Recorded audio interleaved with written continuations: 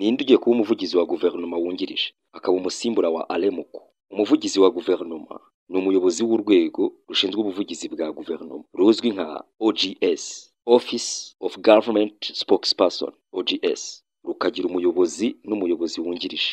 Uru rwego nirwo rushinzwe gutanga amakuru y'ibikorwa byose bya guverinoma, haba mu Rwanda ndetse no mu mahanga. Ni ukuvuga ko basobanura ibikorwa bya guverinoma. Iyo ushaka amakuru nibo unyuraho. Umuyobozi w'uru rwego niwe uhita uba umuvugizi wa guverinoma, akagira umwungiriza. Kuri ubu uru rwego ruyobowe na Madame Yolande Makolo, akaba yari yungirijwe na Alain Mukurarinda uherutse kwitaba Imana. Ni ukuvuga ko uyu mwanya yari arimo ntawurimo, hagomba kugira undi muntu ujyamo. Nk'uko aba bombi bakoranye, Alain Muku ndetse na Yolande Makolo, mu mikorere yabo wabonaga ko bagabanya inshingano. Umuyobozi w'urwego wabonaga yibanda ku makuru no kuvugana n'abantu bo mu mahanga, by'umwihariko ku bakoresha ururimi rw'icyongereza, akaba anakurebana n'amakuru mpuzamahanga. Ushatse wavuga ko we yoherezaga amakuru hanze, yexportaga amakuru. Naho umuvugizi wungirije, umwanya warimo Alain Mukurarinda, wasangaga yibanda ku makuru y'imbere mu gihugu, ibyo hanze abisobanurira abo mu gihugu imbere, ariko nanone hanze akibanda ku rurimi rw'igifaransa. Washaka kumenya ibyerekeye u Rwanda mu rurimi rw'igifaransa, akaba ari we akorana nawe. Urebye ugendeye kuri iyo mikorere, ubona ko buzuzanya mu nshingano muri ubwo buryo. Umwe yibanda ku makuru mpuzamahanga ndetse no mu cyongereza,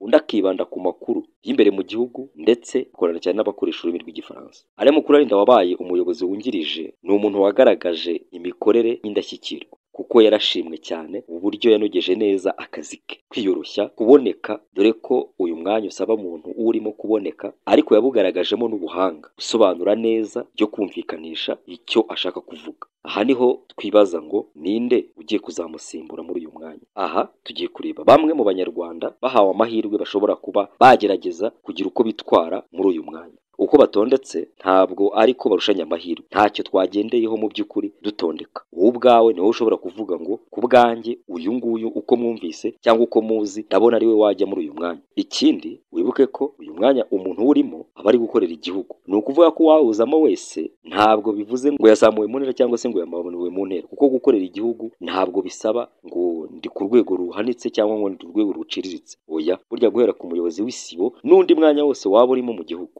uba uri gukorera igihugu. Ntabwo ari ukuvuga ngo ngiye bamanuye cyangwa ngo ngiye banzamuye. Oya, imbere y'igihugu ni ukwitabira umurimo. Ubyibuke, ni nayo ntego y'igihugu: ubumwe, umurimo, gukunda igihugu. Nta nubwo twabura kuvuga ko uyu mwanya wo kuba umwe mu bayobozi hano mu buvugizi bwa guverinoma, ikindi umuntu uri kuri uyu mwanya aba agaragara, aba ari ku ruhando w'umuyobozi cyangwa umuyobozi wungirije. Ni umwanya mwiza ukugaragaza cyane cyane no gufungurira amarembo y'ahazaza cyane nk'umunyepolitiki.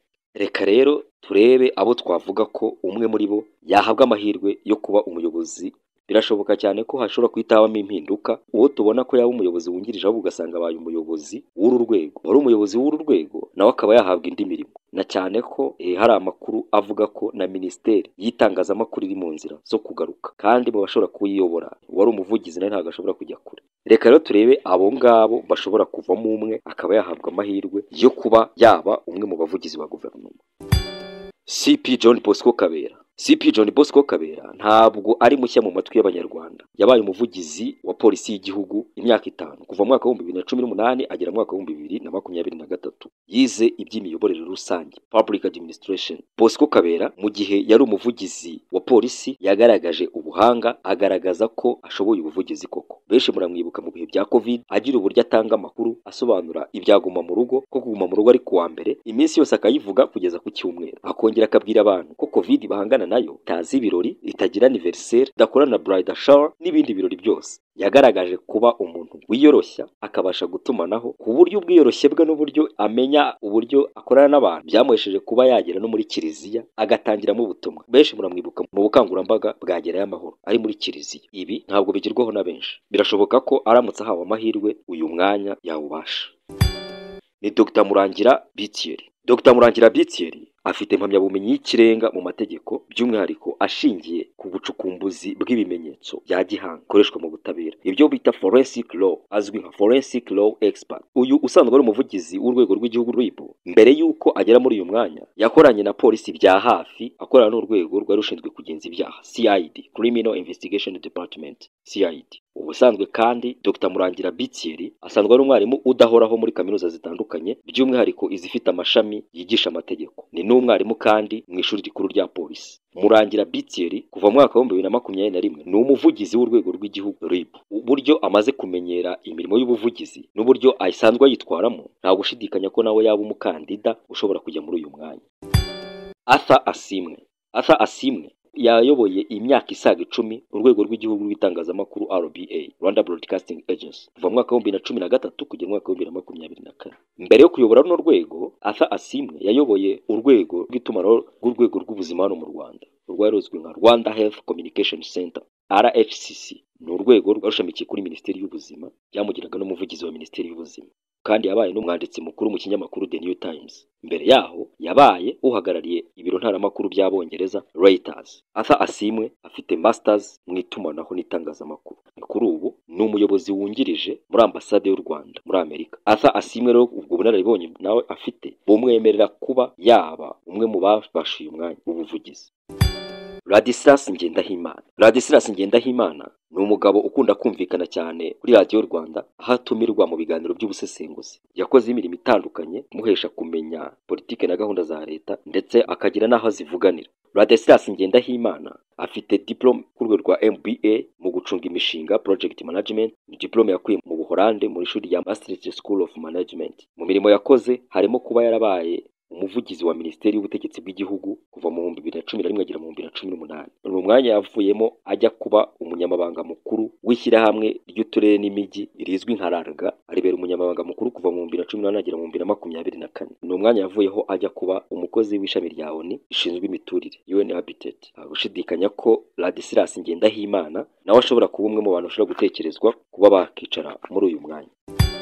Undi wo gutekerezwaho ni Dr Jean Paul Kimonyo. Dr Jean Paul Kimonyo afite impamyabumenyi y'ikirenga mu bumenyi bwa politike, PhD in Political Science, akagira masters mu itangazamakuru n'itumanaho. Ni impamyabumenyi yakuye muri Canada. Yakoze imirimo itandukanye muhesha kumenya politike y'igihugu, ndetse akajya naho ayivugira mu bihe bitandukanye. Yabaye umujyanama mukuru mu biro bya Perezida wa Repubulika, yanayoboye urwego rushinzwe ingamba na politike mu biro bya Perezida. Kuva mu 2021 ayoboye ikigo Levi Mwanawasa Center for Democracy and Good Governance gikorera Lusaka muri Zambia. Ni ikigo gifite intego yo guteza imbere demokarasi n'imiyoborere myiza. Dr Kimonyo kandi yanditse igitabo cyitwa Rwanda Demain, une longue marche vers la transformation. Afite n'ibindi bitabo byinshi yanditse, ndetse hari n'inyandiko yigeze yandika yabaye kimenya bose yitwa The RPF's Cadre Revolt. Kimonyo haba amahirwe nawe n'umwanya ashobora kuba yagira uko yawitwaramo. Undi ni Maître Jean Paul Ibambe.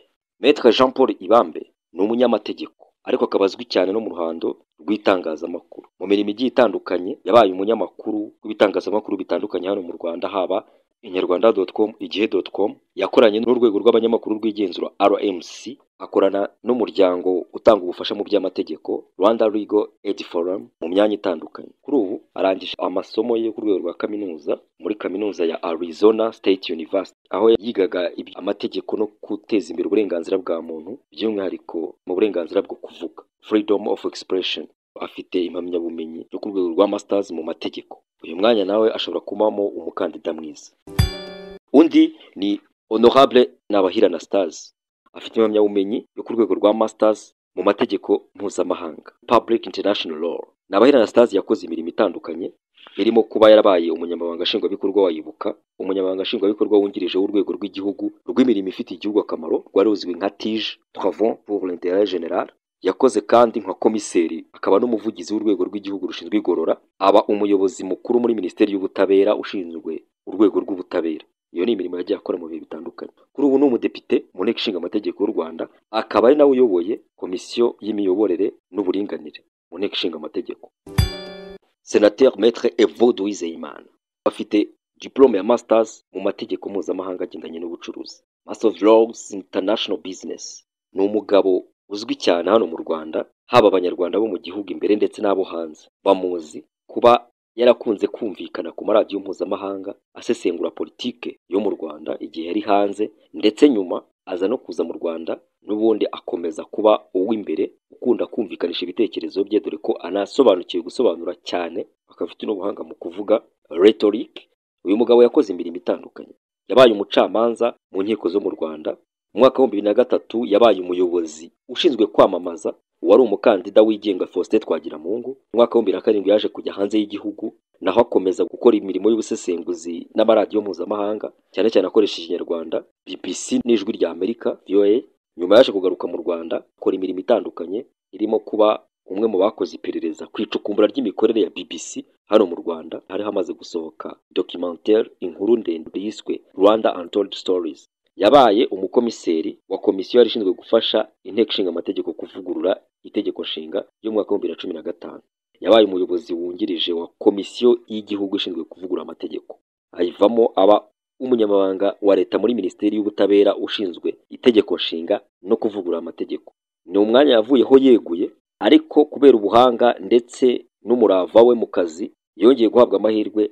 Evode Uwizeyimana agirwa senateri muri Sena y'u Rwanda. Kuri ubu manda ye ikaba isigaje amezi 5 kuko izarangira mu kwezi kwa 10.